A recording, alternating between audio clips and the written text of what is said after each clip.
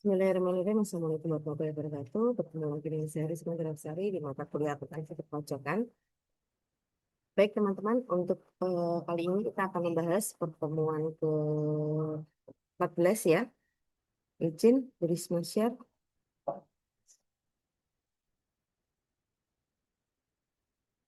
Baik, sudah nampak di layar. Untuk pertemuan ke-14 kita akan belajar mengenai isu kontemporer dalam akuntansi perpajakan.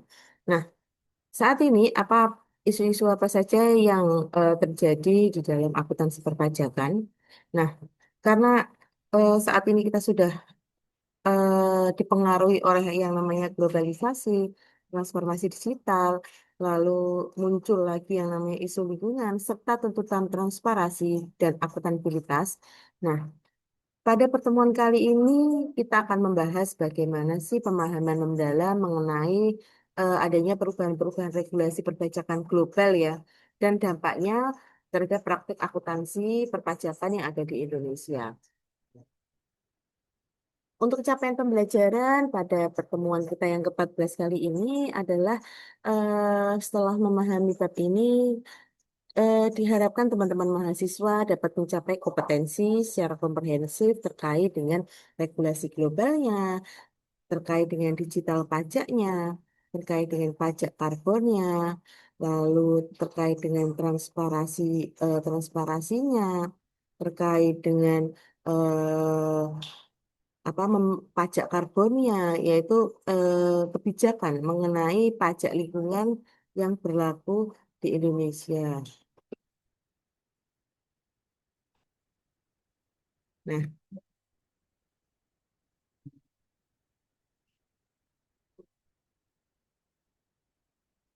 baik.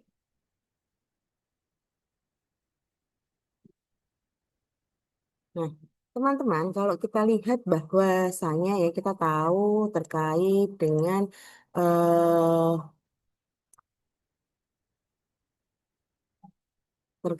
isu kontemporer dalam akuntansi perpajakan ya. Ini kita bisa cek bahwa yang namanya perkembangan teknologi tadi di awal sudah saya jelaskan, lalu globalisasi ekonomi serta perubahan regulasi perpajakan ini eh, tinggal menunggu ya yang namanya regulasi-regulasi yang mengubah praktek-praktek perpajakan yang akuntansi perpajakan di Indonesia ini senantiasa itu berubah secara signifikan. Nah, di sini kalau kita tahu bahwa akuntansi pajak perpajakan itu sekarang sudah tidak hanya berfokus pada yang namanya pencatatan saja, lalu pelaporan pajaknya, tetapi juga berkaitan dengan yang namanya pemanfaatan teknologi digitalnya, kepatuhan berbasis datanya bagaimana, lalu pengolahan resiko perpajakannya bagaimana, hingga bagaimana sih penerapan keberlanjutan atau sustainable dari akuntansi digital akuntansi perpajakan. Nah, kita kalau dari segi ini ya accounting atau tax accounting dari suatu perusahaan, kita itu harus memahami apa saja sih isu-isu kontemporer di dalam akuntansi perpajakan yang saat ini tuh menjadi penting karena ketika kita nanti sedikit saja melakukan kesalahan di dalam pengolahan pajak itu nanti timbul yang namanya denda atau sanksi. Nah, itu kan selain merugikan perusahaan juga selain merugikan diri kita sendiri kan juga merugikan perusahaan.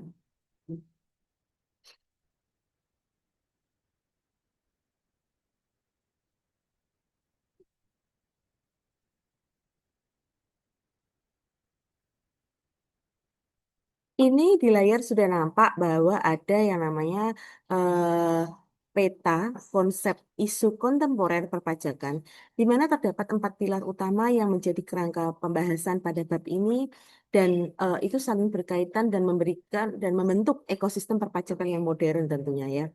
Yang pertama kita bisa lihat pada dinamika regulasi perpajakan global, BEPS-nya, GMT-nya atau AEOI-nya. Nah, kedua, kita bisa melihat dari digitalisasi dan pajak ekonomi digital. Itu bisa terkait dengan e-filingnya, e-fakturnya, terkait dengan korteknya bagaimana. Ketiga, terkait dengan pajak karbon dan isu lingkungan net zero, itu masuknya ke Undang-Undang HPP. Dan keempat adalah transparansi dan akuntabilitas. Kita bisa melihatnya dari big datanya, dari AI-nya, dari blockchain-nya.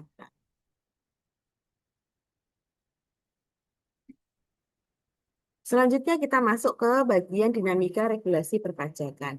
Di dalam dinamika regulasi perpajakan, saat ini perpajakan global,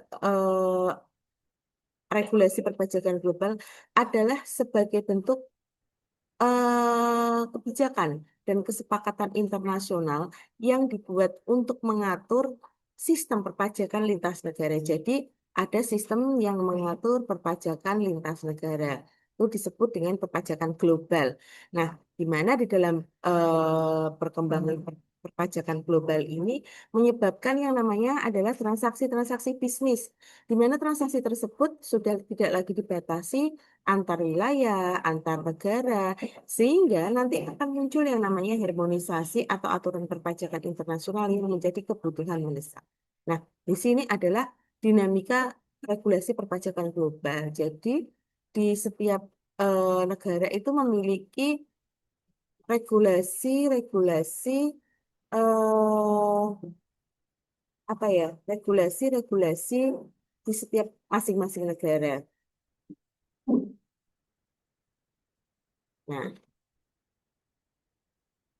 lalu apa saja faktor pendukungnya?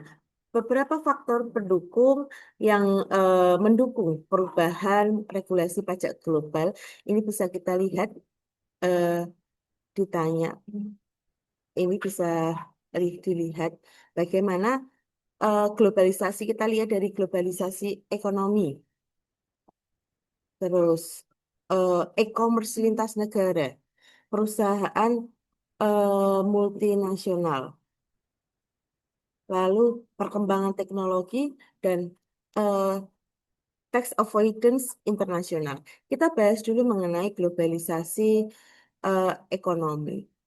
Di dalam globalisasi ekonomi, integrasi pasar dunia itu mendorong yang namanya arus modal, baik arus modal terkait dengan barang dan jasa, yang mana dia akan melewati batas negara tanpa hambatan yang signifikan.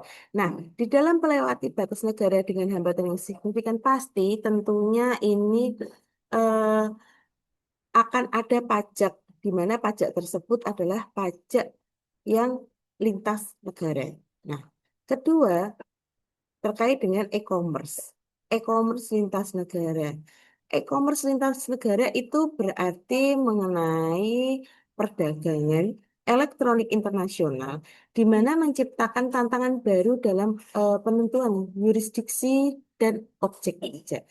Nah, ini juga sangat penting ya, teman-teman semuanya, terkait dengan e-commerce lintas negara. Kalau teman-teman beli produknya di Alibaba, atau ya misalnya beli buku di Alibaba, atau apa ya, sepertinya ada yang e-commerce yang lintas negara di Jepang, itu apa saya lupa namanya. Nah, itu pasti ada yang namanya pajak. Lah, perpajakan ini mengikutnya adalah regulasi perpajakan global. Ketiga adalah perusahaan multinasional, di mana pertumbuhan pesat ya dari perusahaan multinasional memungkinkan pengalihan laba negara ke beban pajak lebih rendah. Selanjutnya adalah perkembangan teknologi. Di dalam perkembangan teknologi, inovasi digital itu menciptakan model bisnis baru yang tentunya belum mencangkup dalam regulasi perpajakan yang konvensional. Yang terakhir adalah tax avoidance internasional. Di dalam tax avoidance internasional, ada yang namanya praktek penghindaran pajak lintas batas. Nah, ini itu efeknya akan merugikan penerimaan negara dan menciptakan ketidakadilan secara fiskal ya.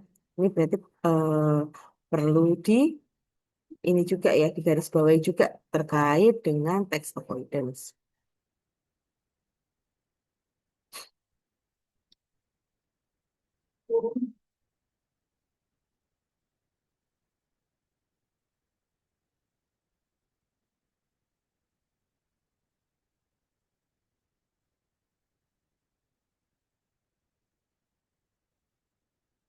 Nah, lalu apa saja sih kebijakan perpajakan global terkini? Ada tiga pilar utama dalam membentuk landscape perpajakan internasional saat ini yang dampaknya bisa langsung kepada regulasi yang ada di Indonesia. Yang pertama adalah BEPS atau Base Erosion and Profit Shifting, di mana melalui program OECD ya untuk mencegah penggerusan basis pajak, pengalihan laba ke negara dengan tarif yang rendah. Apa tujuannya? Di sini memiliki tujuan adalah meningkatkan yang namanya keadilan pajak dan mengurangi praktik penghindaran pajak secara sistematis di seluruh dunia. Nah, kedua adalah GMT atau Global Minimum Tax ya. Global Minimum Tax ini adalah tarif pajak minimum. Berapa tarif pajak minimum globalnya? Itu adalah 15% bagi perusahaan yang menjalankan perusahaannya secara multinasional yang mulai diterapkan oleh beberapa negara. Nah, ini ya, berarti ada untuk global minimum tax-nya untuk perusahaan multinasional yang diterapkan oleh beberapa negara di berbagai negara itu minimumnya adalah 15%. Nah, hal ini kenapa harus muncul yang namanya kebijakan terkait global minimum tax. Nah, hal ini bertujuan untuk mengurangi praktik tax haven dan mencegah persaingan tarif pajak yang tidak sehat di antar negara. Jadi itu semua sudah diatur ya melalui eh, OECD ya di perpajakan multinasional lintas negara. Nah, teman-teman bisa lihat misal eh, di negara A perpajakannya itu 15%, di negara B 20%. Kalau kita ke negara C, multinasional perusahaan 30%. Nah, itu kan akan tidak menimbulkan ketidakadilan perpajakan ya. Jadi, OECD sudah membuat tarif global minimum eh, perusahaan multinasional adalah 15%. Nah, di sini pajak minimum minimum sebesar 15% ini diterapkan kepada perusahaan multinasional yang besar. Nah, ini ya, tujuannya apa? Mencegah perusahaan memindahkan laba ke negara dengan tarif pajak rendah atau tax haven. Dampaknya bagaimana? Dampaknya adalah mengurangi praktek penghindaran pajak, tax avoidance-nya berkurang. Lalu meningkatkan penerimaan pajak negara, berarti pajak negaranya bertambah, ya. Tantangannya bagaimana? Nah, tantangan ini kita bisa lihat dari penyesuaian regulasi nasionalnya, bagaimana kesiapan administrasi perpajakannya di negara tersebut, lalu bagaimana regulasi-regulasi yang ada di negara tersebut. Nah, itu benar-benar eh, diperhitungkan ya. Jadi nanti dampak tersebut akan langsung berpengaruh kepada negara. Selanjutnya adalah AEOI atau Automatic Exchange of Information, di mana di dalam AEOI ini adalah mekanisme yang memungkinkan otoritas pajak antar negara saling bertukar informasi keuangan wajib pajak secara otomatis. Nah, hal ini akan meningkatkan transparansi dan mencegah penyembunyian aset di luar negeri.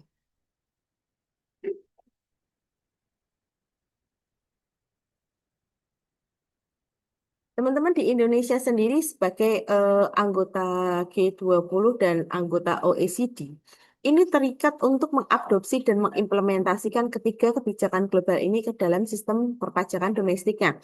Jadi nanti teman-teman yang nanti bekerja di perusahaan-perusahaan multinasional, nanti penerapan pajaknya bukan hanya peraturan pemerintah, lalu apa SK dari Direktorat Jenderal Pajak atau dari Kementerian Keuangan atau tapi sudah mengadopsi dari G20 dan OECD terkait untuk pengadopsian dan pengimplementasian kebijakan global ke dalam sistem perpajakan. Nah, ini sangat penting ya. Jadi regulasi-regulasi ini tuh benar-benar harus dipahami.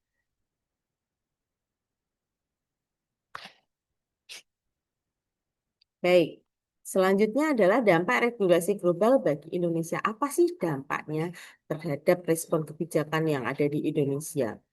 Kita bisa lihat bahwa Indonesia ini telah merespon perkembangan regulasi global dengan sejumlah langkah strategi yang di mana dia mencerminkan komitmen terhadap standar internasional. Yang pertama adalah penyesuaian regulasi perpajakan domestik agar selaras dengan standar OECD dan G20. Nah, ini ya, ini adalah penyesuaian-penyesuaian perpajakan domestiknya. Selanjutnya adalah penguatan administrasi pajak melalui modernisasi sistem dan peningkatan kapasitas SDM. Itu juga penting. Selanjutnya adalah peningkatan pengawasan transaksi internasional dan arus modal lintas batas. Selanjutnya, penguatan transfer pricing documentation sesuai panduan BEPS Action Plan. Nah, ini.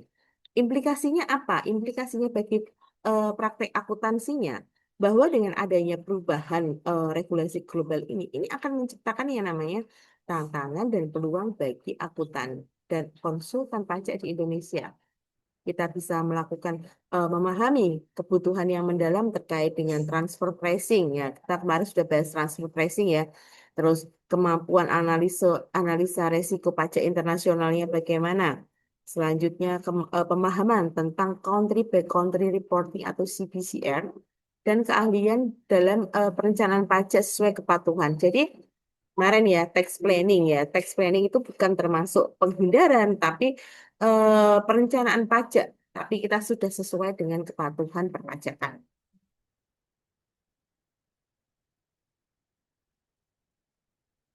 Nah, kalau kita berbicara tax planning, berarti kan kita berbicara mengenai perencanaan yang dilakukan secara legal untuk meminimalkan beban pajak.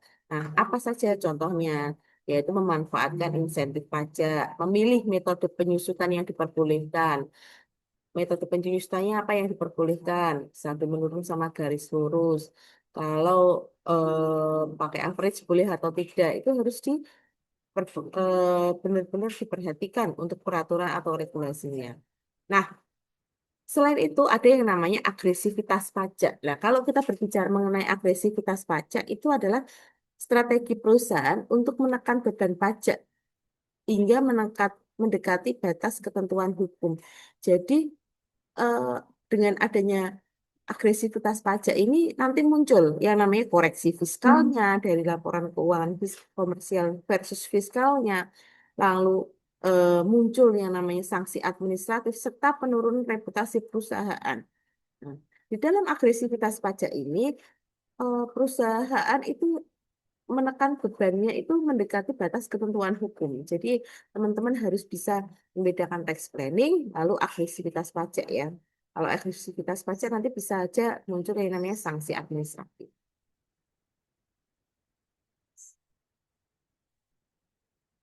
Oke. Selanjutnya adalah digitalisasi pajak ekonomi. Di dalam digitalisasi ekonomi, ini kita sebut sebagai aktivitas ekonomi yang memanfaatkan teknologi informasi dan internet ya dalam menjalankan transaksi bisnisnya. Biasanya terkait dengan e-commerce, marketplace, financial technology, streaming platform, dan cloud computing. Yang semuanya ini menciptakan tantangan baru dalam sistem perpajakan konvensional ini tentu saja eh, apa namanya benar-benar sudah ada ya sudah dirasakan saat ini ya DCP saat ini juga sudah memberikan ini ya eh, usaha yang terkait dengan e-commerce itu sudah ada sudah terrecord ya. Nah, ini transformasi digital perpajakan di Indonesia ini juga sudah Risma jelaskan ya kemarin ya. Dari e-filing dulu, laporan pajak elektronik, lalu e-filing pembayaran pajaknya online, e-faktur, e-kupon, bukti pemotongan elektroniknya online, itu sendiri-sendiri dulu sistemnya. Terus sekarang sudah sistem administrasi terpadu di Kortek. Jadi sudah lebih ini ya, apa namanya, sudah lebih jadi satu dan lebih ringkas. Pajak ekonomi, pajak atas ekonomi digital dan tantangannya. Nih, teman-teman, pengenaan pajak ekonomi digital di Indonesia ini mengenakan pajak terhadap pelaku ekonomi digital ya. Jadi, teman-teman ekonomi digital ini sekarang sudah diberlakukan pengenaan pajaknya, termasuk juga perdagangan melalui sistem elektronik atau PMSE. perusahaan digital asing atau penyedia jasa layanan digital. Nah, ini contoh perusahaan yang dikenakan pajak. Teman-teman mungkin eh, ini ya menggunakan ya, ini ya sudah Google, lalu ada Netflix, terus Amazon, ada Spotify. Nah, ini adalah perusahaan-perusahaan multinasional yang telah dikenakan pajak ya dalam pengenaan pajak ekonomi digitalnya. Tantangan utamanya apa? Yang pertama adalah sulit menentukan lokasi objek pajak karena objek pajak ini kan sifatnya virtual ya, jadi susah untuk kita eh, mengetahui lokasi dari si objek pajak ini. Yang kedua adalah perbedaan regulasi antar negara yang belum terharmonisasi ya tadi perbedaan regulasi. Misal Netflix di Indonesia pajaknya tentunya akan berbeda dengan Netflix yang ada di Malaysia. Nah itu ya. Makanya tadi OECD itu sudah mengatur minimal adalah dengan perusahaan multinasional adalah 15%. Selanjutnya yang ketiga adalah perkembangan teknologi yang jauh lebih cepat ketimbang regulasi. Regulasinya belum berjalan, teknologinya sudah berkembang dengan cepat. Itu adalah salah satu tantangan dari pengenaan pajak dari ekonomi digital. Selanjutnya adalah resiko penghindaran pajak melalui cash digital. Nah, ini juga ya, resiko penghindaran pajak melalui cash digital.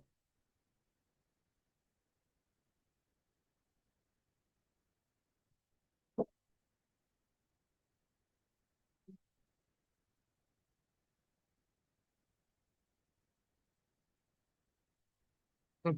Kita eh, berbicara mengenai resiko penghindaran pajak melalui cash digital. Apa sih yang sebenarnya disebut dengan resiko penghindaran pajak melalui cash digital atau digital tax avoidance? Ini kita bisa bilang adalah kondisi di mana si WP tadi, si wajib pajak tadi, memanfaatkan perkembangan teknologi dan transaksi digital untuk mengurangi atau menghindari kewajiban pajaknya secara legal maupun mendekati batas ketentuan hukum. Nah, celah ini muncul karena tadi ada yang namanya perkembangan model bisnis digital, yang mana seringkali lebih cepat dibanding dengan regulasi perpajakan yang ada ini ya risiko penghindaran pajak melalui celah digital. Nah, bentuk-bentuknya apa? Misalnya bentuk-bentuknya itu bisa saja tidak adanya kehadiran fisik atau permanen establishment. Perusahaan digital itu tidak dapat menjual produk atau jasa di Indonesia tanpa membuka kantor cabang atau anak perusahaan di Indonesia. Nah, Risma ambil contoh itu Netflix ya. Netflix ya, itu kan merupakan platform digital asing yang memperoleh pendapatan dari pelanggan di Indonesia. Tetapi server dan kantor pusatnya itu ada di luar negeri. Nah, resikonya apa yang terjadi? Resikonya adalah potensi kehilangan penerimaan pajak. Lalu kesulitan menentukan objek pajak dan subjek pajaknya itu apa. Nah, itu kan contohnya bentuk-bentuk e-commerce ya digital yang eh, kantornya itu bukan ada di Indonesia, tapi dia ada pendapatan di Indonesia. Selanjutnya adalah pengalihan laba ke negara bertarif pajak rendah atau tax haven tadi ya. Hmm. Misal perusahaan A itu di Indonesia bayar royalti kepada perusahaan afiliasi di negara tax haven. Sehingga laba di Indonesia menjadi lebih kecil dan pajak yang dibayarkan juga menurun. Dengan tax haven. Nah, upaya pemerintah apa saja untuk mengatasi resiko ini? Ada beberapa upaya pemerintah untuk mengatasi resiko dari eh, resiko penghindaran pajak pajak melalui celah digital. Biasanya ada implementasi Cortex System ya, sekarang sudah bertahap ke ranah digital. Penerapan PPN perdagangan melalui sistem elektronik, lalu kebijakan OECD dan BEPS ini juga sudah diupayakan oleh pemerintah, lalu pengawasan transaksi digital berbasis data analis dan artificial intelligence. Nah, ini. Dan selanjutnya adalah penerapan global minimum tax-nya adalah 15%. Jadi ini sudah diatur yang beberapa upaya yang diatur oleh pemerintah agar resiko penghindaran pajak melalui celah digital itu minim ya. Oke, selanjutnya terkait dengan kecerdasan buatan AI dalam perpajakan. Tren terkini menunjukkan bahwa pemanfaatan dari artificial intelligence masif ya, masih masif dalam administrasi perpajakan modern, di mana ini akan mengubah cara otorisasi pajak bekerja dan meningkatkan efektivitas pengawasan secara dramatis. Misal kita bisa lihat, kita lihat di analisis kebutuhan dari si wajib pajaknya. Lalu kita bisa cek di deteksi fraudnya, risk based auditnya bagaimana, lalu pengelolaan dari big datanya bagaimana. Nah, di sini kalau kita melihat di sisi analisis kepatuhan wajib pajaknya, AI ini menganalisis pola perilaku wajib pajak dari berbagai sumber, di mana untuk mengidentifikasi data dan resiko ketidakpatuhan secara real time. Selanjutnya adalah deteksi fraud. Dalam deteksi fraud, algoritma machine learning mendeteksi berbagai ketidakjelasan ya dalam laporan keuangan dan transaksi yang mengidentifikasikan kecurangan dan manipulasi data pajak. Itu bisa. Selanjutnya adalah risk-based audit. Nah, di dalam risk-based audit berarti pemilihan wajib pajak untuk diaudit berdasarkan profil resiko yang dihasilkan oleh AI. Di sini meningkatkan efisiensi dan efektivitas dari eh, pemeriksaan pajak itu sendiri. Selanjutnya pengelolaan big data. Kemampuan memproses data perpajakan dalam skala besar dari berbagai sumber dan menghasilkan insight yang tidak mungkin diperoleh secara manual tentunya ya di dalam kecerdasan buatan dalam perpajakan. Nih, selanjutnya kita membahas pajak karbon. Apa itu pajak karbon?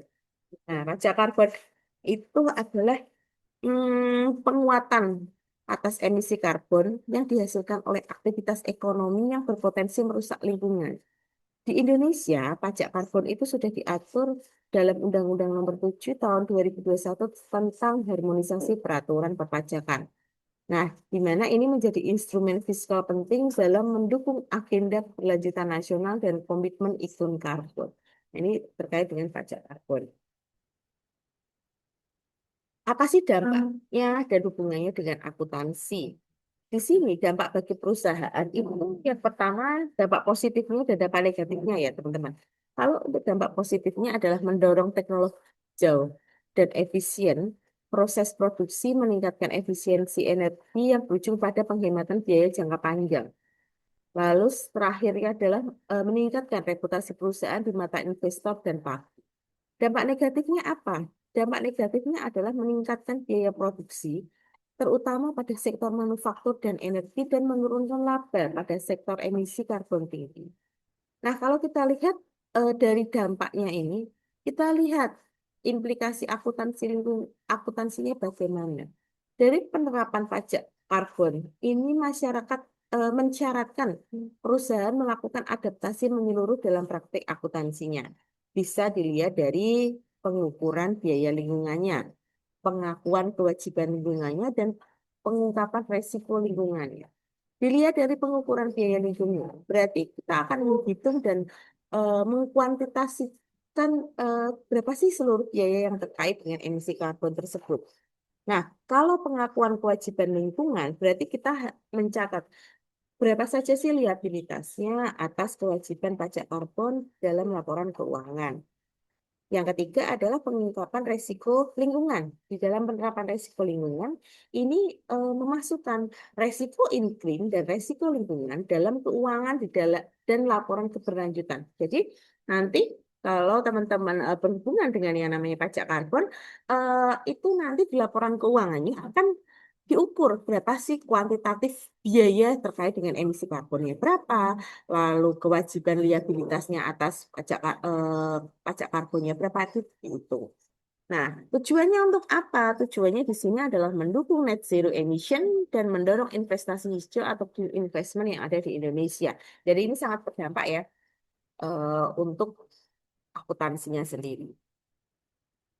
Ini adalah transparansi dan akuntabilitas perpajakan, di mana transparansi itu keterbukaan informasi, sedangkan akuntabilitas pajak itu bentuk pertanggungjawaban atas pengelolaan pelaporan pajaknya.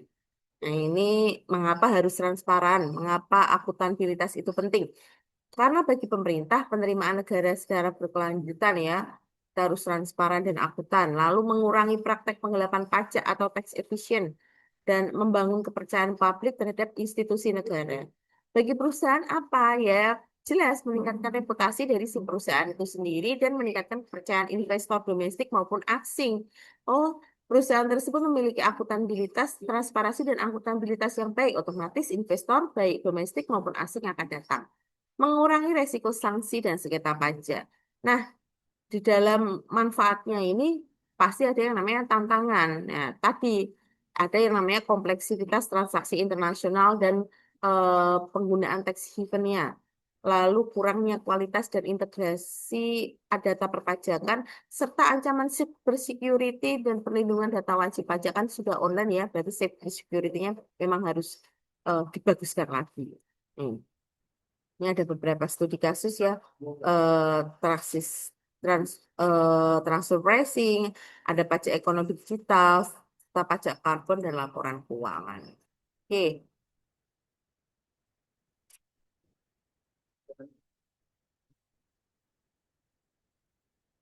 ya.